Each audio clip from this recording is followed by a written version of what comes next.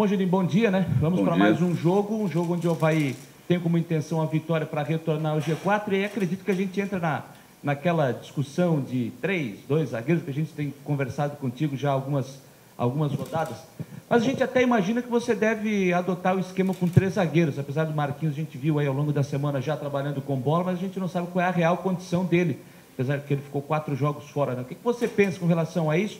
Se dá pelo menos para falar que sistema você deve utilizar e se o Marquinhos está à tua disposição para o jogo? Bom, 2 coisas. Eu acho que você tem que encarar um jogo contra o Criciúma, quando você joga contra a Chapecoense, como era com o Joinville, um clássico. Não? Como se fosse contra um Figueirense. A diferença é que o Figueirense é da mesma cidade, mas nós estamos aí numa rivalidade muito grande e você tem que tomar os mesmos cuidados. Então, da mesma maneira que a gente tenta saber tudo do lado de lá, eles tentam saber tudo do lado de cá. E acho que um pouco de segredo não faz mal para ninguém. Claro que a gente tem a certeza que não é isso que ganha o jogo. Mas da mesma maneira que eu fico em dúvida, a minha cabeça fica em dúvida em saber como o Mazzola vai entrar, se o Mazzola vai usar o Fábio Ferreira como terceiro zagueiro, ou se ele não vem, é bom que ele também tenha essa dúvida, né? Então, claro que a gente tem algumas coisas encaminhadas. Em relação ao Marquinhos, vamos ver o trabalho dele hoje de manhã e depois uma avaliação do departamento médico. Eu ainda não tenho isso cravado, mas muito bom que ele começou a trabalhar, né? Iniciou mais devagar, terminou já trabalhando num ritmo melhor. Ele vai fazer a movimentação hoje de manhã e vamos ver o que o meu departamento médico me diz em relação a ele, se ele pode ser relacionado ou não. O fato dele ser utilizado vai depender primeiro dele ser liberado para ser relacionado, tá? Nós treinamos com algumas variações durante a semana, principalmente na sexta-feira. Algumas variações que eu ainda não tinha até utilizado, não variação de formação, uma variação de encaixe de jogadores, né? Mudando algumas peças para ver como ficava. E a gente deve definir. Terminando o treinamento de hoje, a gente deve sentar, conversar com calma, tentar saber Criciúma, né?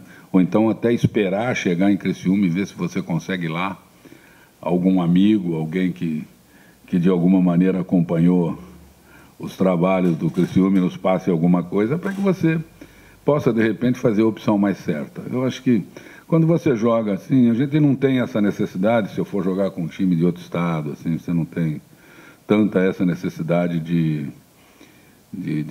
esconder algumas coisinhas. Não é nem esconder, é você não tentar passar informação para um adversário que te conhece bem, né? Criciúma e Avaí se enfrentam muito, se conhecem bem. Nós tivemos uma surpresa desagradável aqui no jogo do primeiro turno. Vamos tentar reverter, como nós fizemos em relação ao Vila, que perdemos lá e conseguimos reverter aqui em casa. Agora é diferente, perdemos aqui, vamos tentar reverter lá. O campeonato está partindo para uma fase onde você tem que tomar cuidado de tudo, porque nós entramos praticamente na reta decisiva, né? Faltam aí 12 rodadas apenas. Então, acho que um pouquinho de mistério, não é mistério, é evitar passar informação para o adversário. Vamos definir assim. Tentar evitar que o adversário saiba de maneira premeditada o que você vai fazer. Geninho, acho que nas últimas rodadas, não só a nossa avaliação, mas a avaliação de muitos companheiros de imprensa, é de que o Beltrán não está rendendo talvez o que poderia render, ou talvez pudesse ser a sombra para o Rodrigão, que vinha fazendo bons jogos pelo Avaí. E você falou de novos encaixes, né? Um novo encaixe de jogadores diferentes. Talvez o Gabriel Lima possa aparecer nessa formação com o Rômulo centralizado, ou até mesmo o Daniel Amorim, que começou o último jogo, poder receber a primeira oportunidade como titular. Passa ali pelo setor ofensivo principalmente? Não, são opções, realmente são opções. São opções que foram trabalhadas durante a semana e aí você tem a opção de fazer a escolha. Então são opções. Enquanto você não tem o Rodrigo, né? Uma boa notícia é que o Rodrigo ontem já foi a campo, começou já a correr, acho que ele vai antecipar um pouco aquela previsão, que seria uma previsão mais longa. O Jones também já foi a campo, então as notícias boas nessa reta final parece que estão começando a aparecer, né? Os jogadores que eu acho que podem nos ajudar estão voltando para campo. O próprio Marquinhos, que ficou aí praticamente 15 dias parado, voltando a trabalhar. Mas essas opções que você citou são capazes de acontecer. Claro que não todas, né? Mas uma delas a gente pode, de repente, optar. Geninho, a gente conversava lá depois do jogo em Belém, né, sobre o baixo rendimento da equipe naquela partida, e alguns jogadores que a gente sabe que podem render mais e que há algumas partidas, e o ponto acho que máximo foi naquele jogo, que não renderam. Por exemplo, o Guga, o próprio Capa, o Renato, o Rômulo também esteve abaixo, o próprio Beltrán, como já foi citado. E você até disse que ia aproveitar para a semana para conversar com esses jogadores, saber o que está acontecendo, se tem algum problema extracampo atrapalhando. Eu consegui observar na semana você tendo uma conversa com o Guga aqui no campo de número 1. Mas esses demais atletas, você conseguiu ter uma conversa, tentar descobrir o que está acontecendo? Não, conversei. E claro que cada um relata um fato um pouco diferente que possa levá-lo em relação a um decréscimo, né? E tentamos, dentro de cada um que me apresentou uma justificativa, a gente tentar nortear de novo o jogador para que ele volte a render. O que ficou nítido, e isso nós conversamos com todo o grupo, é que aquela sequência de jogos muito seguidos, com aquela viagem maluca, nós não treinamos na véspera praticamente, né? Nós chegamos em cima da hora no hotel, fizemos uma movimentação, e isso acabou se refletindo no jogo, não só na parte técnica, mas muito na parte física. O time teve, de acordo com os acompanhamentos que são feitos pelo pessoal da fisiologia, um dos piores rendimentos que nós tivemos dentro do campeonato. Isso se refletiu na parte técnica. Espero que com essa semana de trabalho, uma semana que foi de trabalho e de recuperação, de repouso, né, o time volte a render bem, porque uma das grandes características do Avaí é o volume de jogo, aquela pressão que o time coloca o jogo todo, ele começa e termina numa velocidade muito boa, num ritmo muito bom, e nós não tivemos isso lá em Pelotas, né? Então, nos preocupou muito, conversamos demais essa semana, fizemos uma análise sobre os gols que nós estamos tomando de bola parada. Acho que 80% dos gols que o Avaí tomou foi de bola parada. Então, procuramos trabalhar bastante a bola parada, um novo posicionamento, uma nova maneira de marcar, para que você evite. Os times não estão entrando dentro da nossa área, os gols são ou de escanteio ou de bola parada, de falta lateral, falta frontal, pênalti. Então, nós temos que procurar evitar isso. Mas conversamos. Cada jogador, claro, ninguém apresentou o mesmo argumento. O mesmo argumento de todos era o cansaço, um pouco de cansaço. Mas no caso do Guga, do Capa, do Rômulo, do Renato, né, do Beltrán, cada um apresentou uma justificativa provável, né? Você não pode cravar que é a real. Mas toda a justificativa que nós conversamos com eles eram justificativas possíveis de estar causando esse baixo rendimento ou a queda desse rendimento. Tentamos tranquilizar o jogador, tentamos ajudar o jogador a se recuperar dentro daquilo que ele tem como problema, e a gente vai ter essa resposta no jogo de amanhã. Bom, Geninho, até em cima disso que você falou e da pergunta que foi feita sobre o baixo rendimento de alguns jogadores nessa última partida, os laterais têm oscilado em algumas partidas, em alguns momentos de alguns jogos, não necessariamente em todos os jogos. Isso tem te preocupado? E essas justificativas que foram apontadas pelos jogadores, talvez você não queira externar, mas tem como falar algo sobre isso? Não sobre a justificativa não, porque não adianta você levar um problema que pode ser resolvido.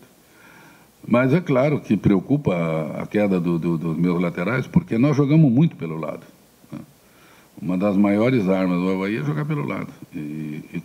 Principalmente quando eu utilizo 3 zagueiros, a produção dos meus laterais são fundamentais. Não adianta você colocar 3 zagueiros e não ter jogado pelo lado. Aí você fica amarrado. Se você não tiver lado, você não precisa jogar com 3 zagueiros. O lateral joga fixo. Ele faz a linha, né? Então, preocupa se você utilizar 3 zagueiros e os teus laterais não tiverem aquele volume de jogo, aquele rendimento agudo. Preocupa. Isso aí realmente te força a mudar radicalmente o esquema. Você tem que mudar. Se você não tem lateral que chega no fundo, você não pode jogar com 3 zagueiros. Tirinho, hoje a gente vê uma distância de 10 pontos, né, do Avaí para o Criciúma, o Avaí brigando por um acesso, o Criciúma lutando contra um rebaixamento, são situações diferentes no campeonato. Mas o Criciúma vem numa sequência que, de certa forma, chama atenção, né? Se a gente pegar os últimos 3 jogos, o time está sem perder, não tomou gols, né? E se a gente pegar os últimos 11 jogos, o time perdeu apenas 2 partidas. Isso tudo que está acontecendo com o Criciúma vale como um ponto de atenção maior para o Avaí, para esse jogo lá no estádio Heriberto Wilson? Você até lembrou da questão do Criciúma ter vencido aqui, né, no jogo do primeiro turno. Vale lembrar que esse ano, os 2 jogos que o Criciúma fez aqui, contando o Catarinense, o Criciúma venceu. Mas o único jogo que o Avaí fez no Heriberto Wilson esse ano, o Avaí venceu, né? Então isso tudo vale como ponto de atenção? Que se repita a história, né? Vamos torcer para que se repita a história. Porque ele não joga mais aqui. Então, esse ano eu não perco mais para ele aqui. Se a história se repetir, que eles ganham aqui, eu ganho lá, eu ficaria muito satisfeito. Não, eu acho que vale com muita atenção o resultado do primeiro jogo, esse crescimento do Criciúma, o fato de, como eu falei bem no início da entrevista, é um clássico, não adianta, é um clássico regional, a cidade não são tão distantes assim, e durante o campeonato regional brigam os dois, invariavelmente, pela ponta. E o momento do campeonato, chegou um momento onde você não vai mais falar, o Fortaleza vai ganhar do Boa, não vai ganhar do Boa, porque ele vai perder. Olha, o fulano de tal não vai ganhar de fulano de tal. Ontem nós vimos um jogo onde o Guarani, numa situação de brigar também por ponta, teve seríssimas dificuldades de fazer 1-0 em cima do Juventude e num pênalti mandrake, porque ninguém encostou no jogador do Guarani para o juiz dar o pênalti, né? Mas foi um jogo decidido assim. Então, você tem que ter uma atenção independente, agora você tem que esquecer o teu adversário. Você tem que focar que você tem que atingir um número X de pontos e aonde você vai buscar não te interessa, você tem que buscar. Não tem aquela de eu preciso ganhar em casa ou eu preciso empatar fora. Se você perder em casa, você tem que ganhar fora. Você tem que somar pontos, tem que somar pontos independente do adversário. Claro que se você fazer valer o teu mando de jogo, como eu sempre disse, é muito mais fácil, muito mais provável você ganhar teu jogo em casa, num campo que você conhece, onde você treina com a torcida do teu lado, do que você ir na casa do adversário, porque os jogos serão mais difíceis. A presença da torcida junto com os times, e eu espero que a nossa esteja presente aqui, porque nós vamos enfrentar, por exemplo, lá a torcida do Criciúma presente, depois quando nós formos a Campinas vai estar a torcida do Guarani, a torcida do Curitiba. Eu acho que agora os jogos tomarão uma conotação bem diferente daquela que elas vinham. Porque agora, da mesma maneira que existe uma definição em relação a você brigar pelos 4 primeiros, existe também uma definição em relação aos 4 que vão cair. Então, vai se enganar muito aquele que, quando pegar a tabela, achar que porque ele está em cima e o outro está embaixo, ele já ganhou. Alguns resultados têm nos mostrado isso já um pouquinho antes dessa fase. Eu acho que ela vai se acirrar muito a partir de agora. Então nós temos que ter o maior respeito pelo Criciúma, pelo time que o Criciúma é, a instituição que é, pelo treinador que tem. O Mazzola é um cara acostumado muito à Série B, né? Monta bem time, sabe armar bem time, um treinador motivador, um time que vem em ascensão, como você disse, vem aí numa sequência, começou muito mal o campeonato e agora vem numa recuperação, né? E o fato deles terem vencido aqui serve de alerta muito grande. Então você tem que ter uma atenção muito grande mesmo. O que nós tivemos uma reunião essa semana e eu passei para os jogadores. Nós temos 12 decisões. Você tem que encarar agora todo jogo como se fosse o último. Desse jogo aqui depende a classificação. É assim que você vai ter que encarar o campeonato até o final agora. Geninho, você falou dos 12 jogos que faltam até o final do campeonato. Eu lembro que, em outra oportunidade, você comentou que gosta de dividir o campeonato talvez em 3 etapas. 13 jogos e 12 jogos. Como que está a tua avaliação até essa segunda parte na tua divisão e projetar esse percentual que você citou na outra oportunidade, se mantiver esse percentual para os 12 últimos jogos, o Avaí consegue o objetivo? Nós fechamos muito bem a primeira fase. Eu fiz uma projeção de 57%, que daria na faixa de 65 pontos, mais ou menos, 64, 65. Nós fechamos bem a primeira fase, tanto que viramos com um pouquinho de gordura. Pegamos aquela reta final complicada, mas fechamos com um pouquinho de gordura. Essa segunda fase nós já não fechamos com 57, nós fechamos com 55, 54. A gente precisava de pelo menos um ponto lá em Belém para fechar os 5-7, que nos daria talvez uma tranquilidade um pouco maior para fazer. Mas não está fora da planificação. Eu acho que se nós conseguirmos fechar aí 56%, 57 que daria aí na faixa entre 20 e 22 pontos. Se você fizer 22 pontos, você vai a 64, acho que com certeza você classifica. Pode ser que até 62 dê, porque com essa, do jeito que foi o campeonato, foi um campeonato um pouco atípico, muita gente brigando, um tirando ponto do outro, pode ser que aquele percentual de 64 venha para 62, aí você precisaria de 20 pontos. Eu acho que é possível conseguir sim, porque se o time mantiver a performance que nós mantivemos nessas duas etapas, nesses dois blocos dos 13 primeiros jogos, nós vamos atingir isso, né? Se eu fizer 55, 56 pontos, eu faço 20 pontos. E aí, se os 62 der, eu entro. Mas vamos lutar por um pouco a mais. Vamos lutar, sempre é bom você lutar por um pouco a mais. Você tem que brigar lá em cima. Se você for ver, você pode sonhar até com título. Porque hoje eu tenho 5 pontos de diferença do Fortaleza. É isso, mais ou menos, né? 4-2 para 4-7. Então, só que eu tenho um confronto direto com o Fortaleza. E aí você pode, de repente, tirar 3 pontos, imaginando que eu ganhe do Fortaleza.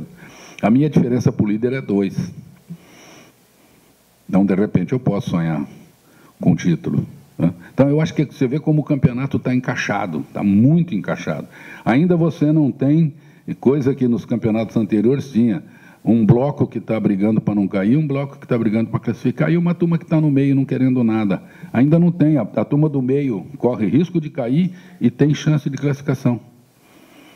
É complicado, está muito complicado isso. Muito complicado. Talvez o pessoal que esteja hoje do 5º lugar, talvez 6º lugar para cima, hoje corre muito pouco risco de queda, que está muito perto de atingir aí 43, 44 pontos. E aqueles que estão muito no fundo têm muito pouca chance de classificação. Mas são só esses bloquinhos que se dividiram. Então você tem 20 times, onde se você tira 5 aqui embaixo, 5 aqui em cima, e os outros 10? Os outros 10 podem vir para baixo, como pode chegar em cima. O próprio Criciúma, que está no meio numa recuperação, pode, de repente, daqui 2, 3 rodadas, 4 rodadas, estar brigando por classificação. Então, é um campeonato atípico onde você tem que buscar ponto. Tem que buscar ponto para você brigar até o final. Eu acho que o campeonato vai realmente se definir lá na frente. Eu acho que ainda não dividiu. Nós não tivemos aquela, eu saí, o 4º colocado está a 5, 6 pontos do 5º. Não está. Não está, então as coisas estão bastante difíceis. Ô, Genuíno, em cima desse assunto, né, de pontuação para subir, eu estou dando uma olhada aqui, de acordo com os matemáticos da Universidade Federal de Minas Gerais, está em cima desses mais 20 pontos hoje, o Avaí chegando a 62, de acordo com esses matemáticos, hoje teria 97,9% de chance para subir. Então, ainda não estaria bem garantido. Colocando aí 64, 65 estaria com 99,9% de chance de subir. Então, basicamente, nessa pontuação que o Avaí está trabalhando hoje, 64, 65... Eu acho que com 64 dificilmente você fica fora. É quase que impossível. É claro, o cara nunca vai te cravar 100%. Ele vai te cravar 100% se você fizer 70 pontos, né? Mas eu acho que com 64 não tem jeito de escapar. Não tem jeito de escapar. Quem fizer 64 entra. Não sei se vai ser campeão, mas que vai estar entre os 4, com certeza vai estar. Não posso te garantir hoje o 62. É uma possibilidade. Tanto que ele está me dando aí uma chance de... Quanto você falou? 97,9. Não, com 62.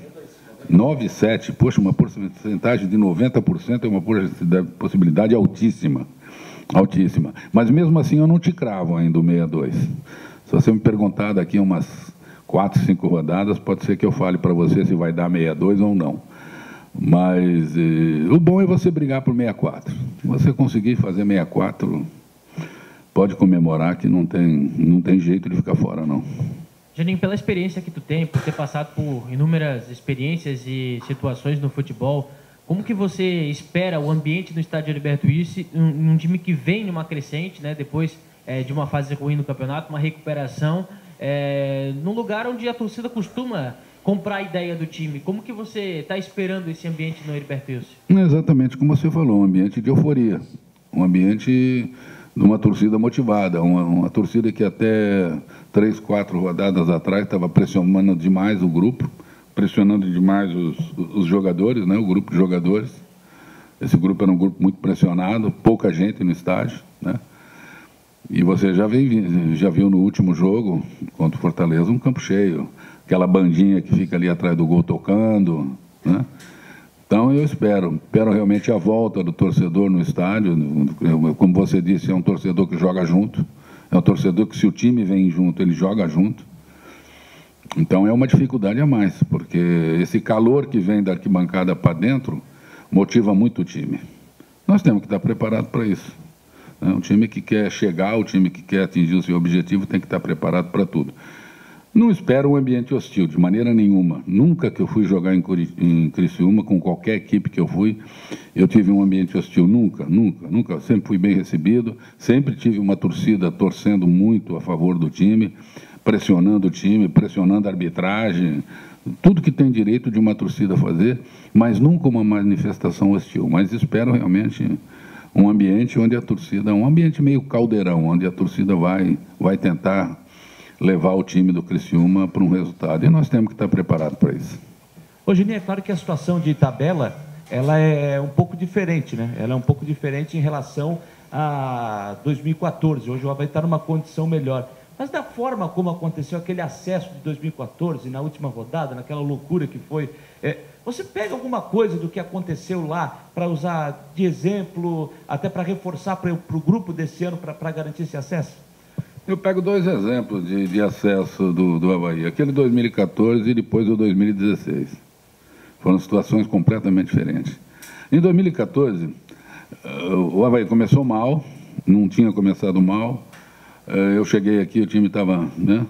Nós demos uma arrancada muito boa, depois houve uma derrota para o Náutico em casa. Nós tivemos aí uma sequência, se eu não me engano, de 5 jogos com resultado negativo. Acho que 3 derrotas, 2... O time ficou, acho que 4 ou 5 partidas sem ganhar, com 3 derrotas no meio. Um time que tinha muita gordura, de repente, quando foi passar a colher, não tinha mais nada dentro do pote. E aí tivemos que fazer uma recuperação absurda no final. Nós tínhamos que ganhar, se eu não me engano, acho que os nossos 4 jogos ou 3 jogos.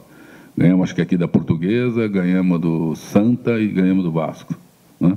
E aí, ainda torcer para aquele milagre aconteceu, e aconteceu. No futebol, tudo acontece.